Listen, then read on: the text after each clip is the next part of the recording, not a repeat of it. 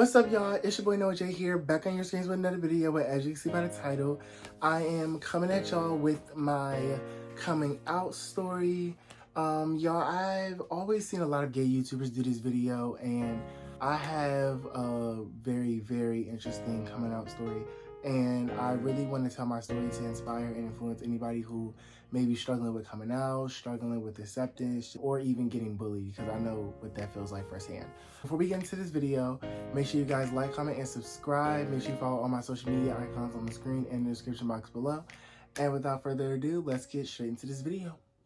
So guys, I'm gonna start from the beginning because this goes back all the way to when I was about 5. So y'all, I was about 5 years old, and ever since I was young, I always was very feminine. I always, loved to watch girly shows, loved to play video games with girly characters. I just was naturally always very feminine, way more than I was masculine. And I was a big fan of Nickelodeon when I was in elementary school. So I would watch iCarly, Victorious, those shows back in that day. When I would go to school and stuff like that, I would, be singing the songs when I would go to school, and I would, just being myself, really. And y'all, when I was in elementary school, I just would always get called gay by my classmates, stuff like that. And this was like way before I knew what gay was. I was always getting called gay. I was always getting called out my name. And I just never understood like where it stemmed from. But come later in the story, you guys will know, I ended up finding out that it was because I was feminine that people naturally thought that I was gay because of how feminine I was, which wasn't the case, but that's just what everybody assumed.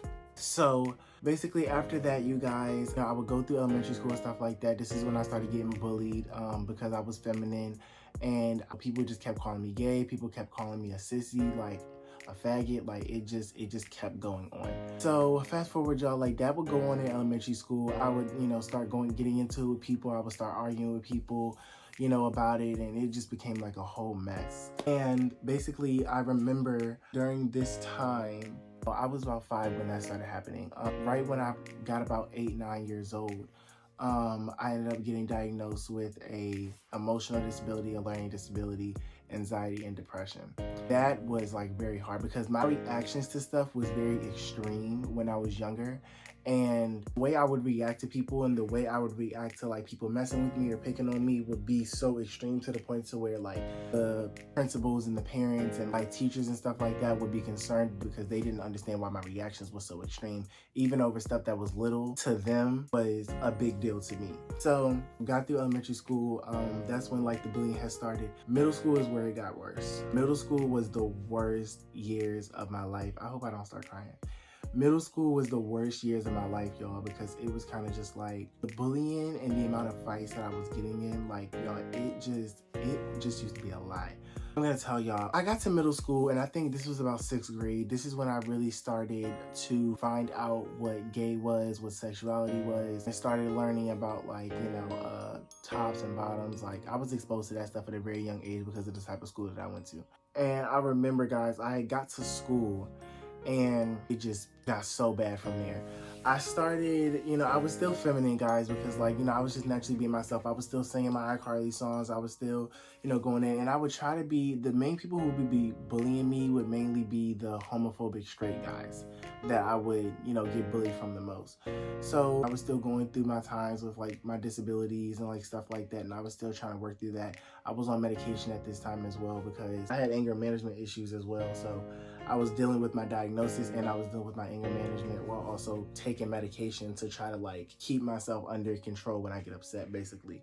And I have another story time coming about that because that was horrible. But I was in special ed at this time because of my diagnosis. And y'all, when I tell y'all, like, I started not only getting called gay, but like now at this point, people started asking me. Like in elementary school, they were just like calling me gay.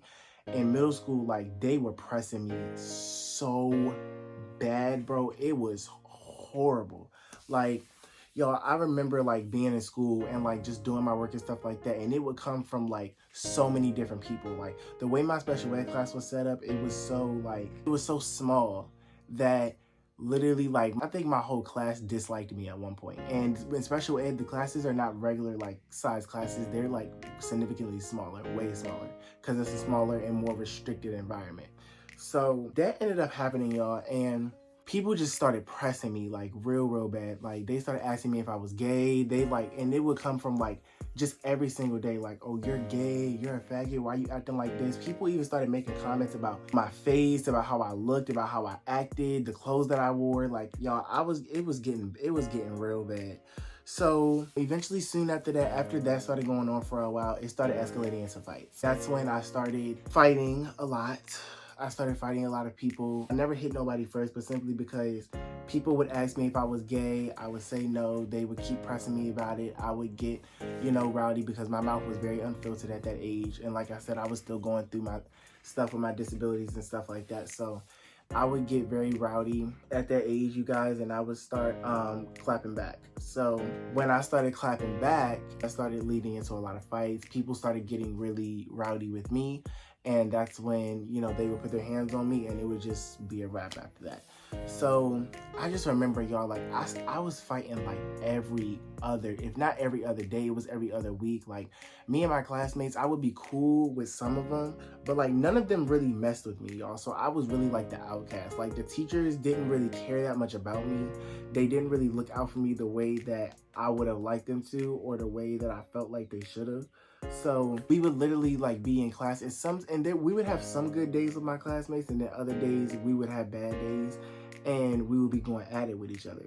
And it just got to the point to where like it would happen on the way to the school bus. It would happen like in the classroom. It would happen like it got to the point to where I had to like wake up and like be ready for a fight because I just knew that it was coming. Like the good moments, it just never lasted long. I just always knew that I was gonna have to fight. Like I could tell when it was coming.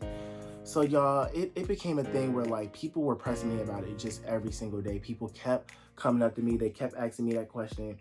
And at this time, I think I was having a crush on, sorry y'all, just trying to edge. During this time, y'all, I think I was having a crush on one of my classmates, and me and him we had exchanged Snapchats, and we had started talking through Snapchat. And I was still trying to figure out whether or not I was attracted to girls or guys. I mean, I knew I wasn't attracted to girls by this point. Like, y'all, I've never really been attracted to females. I've never looked at females in a romantic or, sexual type of way. That's never been a part of my lifestyle. I literally did not find girls attractive. So that's when, my attraction for boys had naturally came about during 6th, 7th grade around this time. And that's when I really started to realize what I liked. So I remember we were on Snapchat and we were talking, and he asked me if I was gay one day or bisexual, and I told him that I was bisexual. And hold on, y'all. And y'all, at this point, I was telling people that I was bisexual to keep them from calling me gay because I honestly didn't know the difference between the two.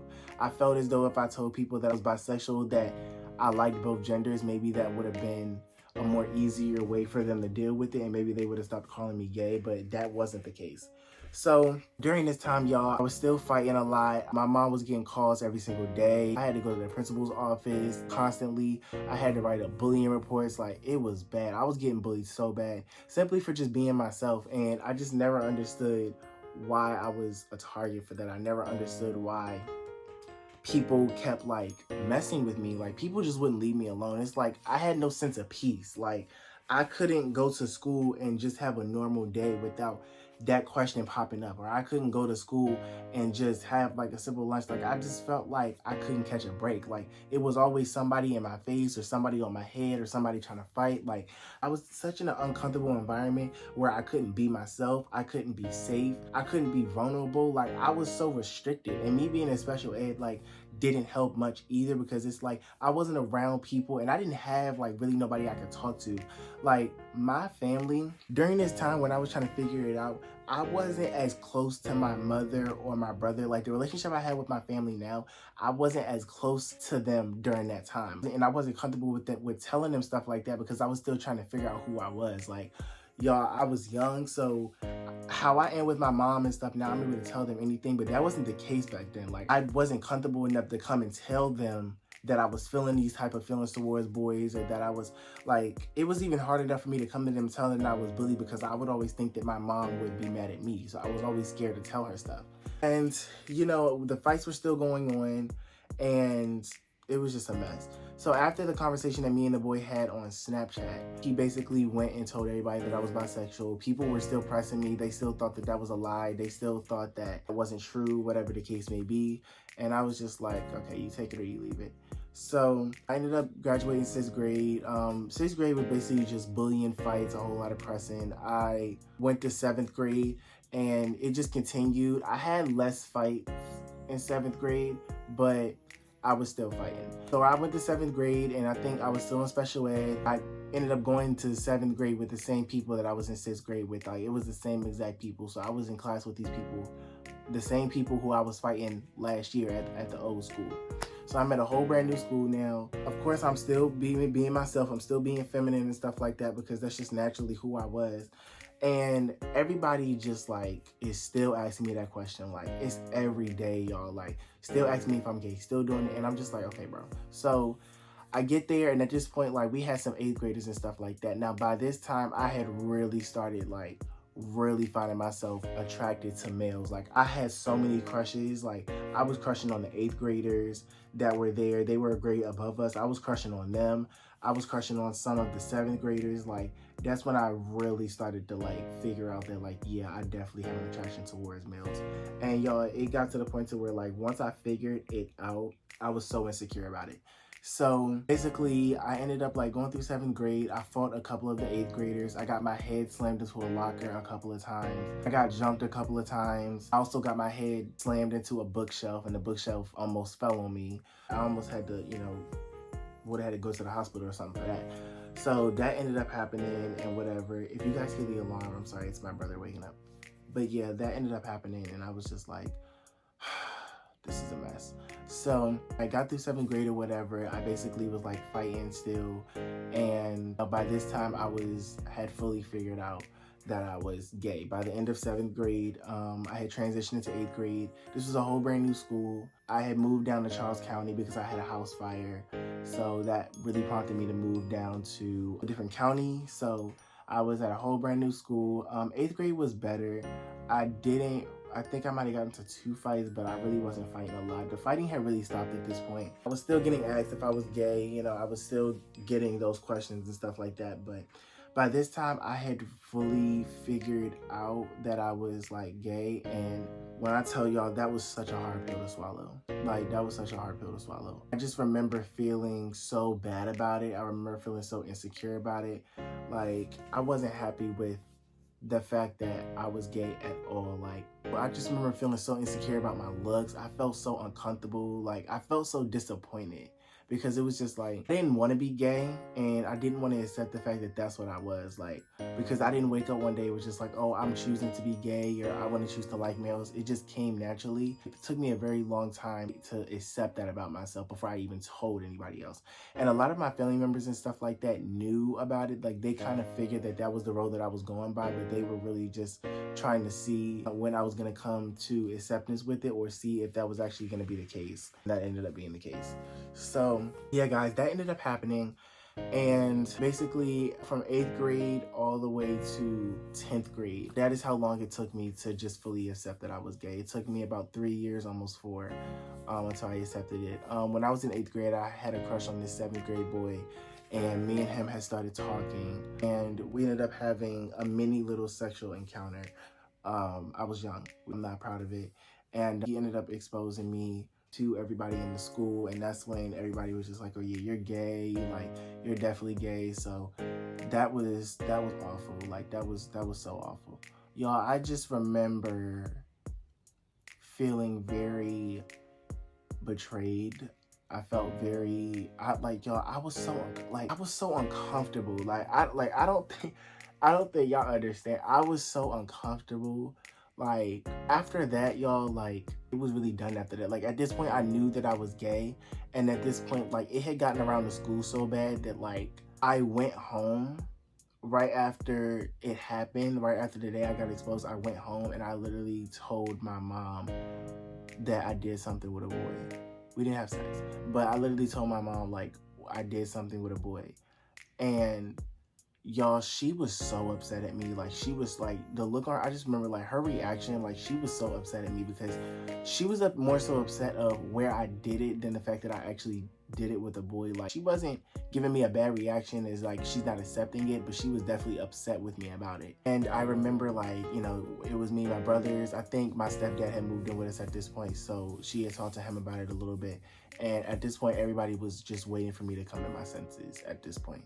So that happened.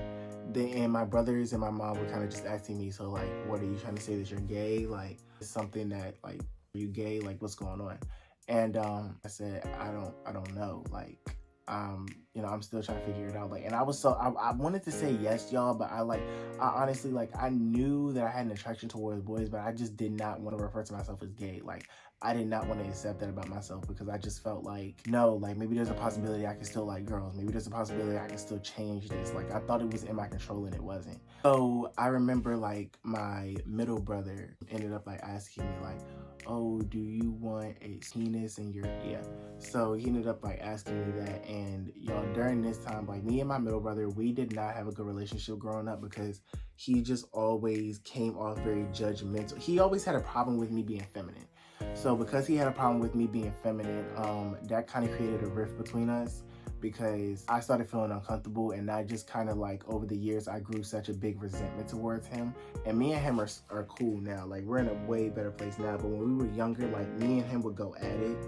And we would also, like, I stopped talking to him about stuff. Like, he would, like, growing up, he was never the brother I could talk to. Like, he was never the brother that I could talk to or that I could come to and tell anything, because he would just always be very flamboyant. Like, I would go certain places with him, and he would, like, tell me to act a certain type of way, or I would go certain places with him and he wouldn't want me to, like, act feminine when I was around him and stuff like that. So it just, like, he made me feel like I couldn't be myself around him.